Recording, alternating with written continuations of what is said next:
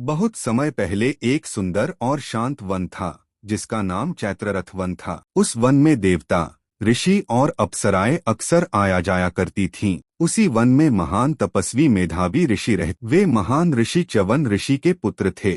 मेधावी ऋषि बहुत तेजस्वी और विद्वान थे। वे दिन रात भगवान विष्णु की तपस्या में लीन रहते थे। उनकी कठोर तपस्या से देवताओं का लोक भी प्रभावित हो गया था।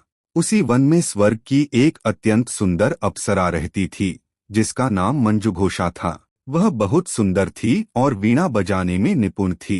एक दिन उसने अपनी मधुर वीणा बजाकर और मधुर गीत गाकर ऋषि की तपस्या भंग करने का प्रयास किया। धीरे धीरे उसकी मधुर धुन और सुंदर रूप देखकर मेधावी ऋषि का मन विचलित हो गया। वे उसकी ओर आकर्षित हो गए और अपनी तपस्या भूलकर उसके साथ समय बिताने लगे। समय बीतता गया, कई वर्ष बीत गए, लेकिन ऋषि को समय का पता ही नहीं चला। जब एक दिन उन्हें अचानक अपनी गलती का एहसास हुआ तो वे बहुत दुखी हुए।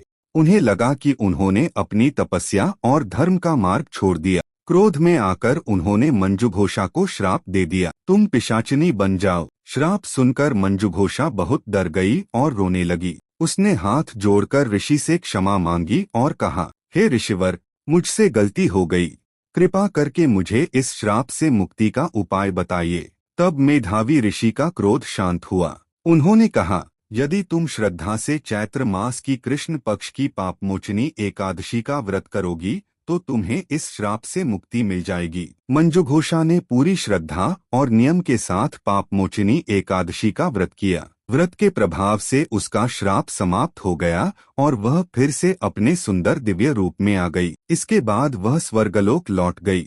उधर मेधावी ऋषि भी अपने पिता च्यवन ऋषि के पास गए और अपनी गलती बताई। च्यवन ऋषि ने उन्हें भी पापमोचनी एकादशी का व्रत करने की सलाह दी। मेधावी ऋषि ने भी श्रद्धा से यह व्रत किया। इस व्रत के प्रभाव से उनके सभी पाप नष्ट हो गए और वे फिर से शुद्ध मन से भगवान की तपस्या करने लगे। कथा का संदेश, पापमोचनी एकादशी का व्रत मनुष्य के पापों को नष्ट करता है। सच्चा पश्चाताप और भगवान की भक्ति से जीवन सुधर सकता है। यह व्रत मन को शुद्ध और पवित्र बनाता है। जो भक्त श्रद्धा से इस व्रत को करता है और यह कथा सुनता है, उसे भगवान विष्णु की कृपा प्राप्त होती है और उसके जीवन में सुख शांति आती है।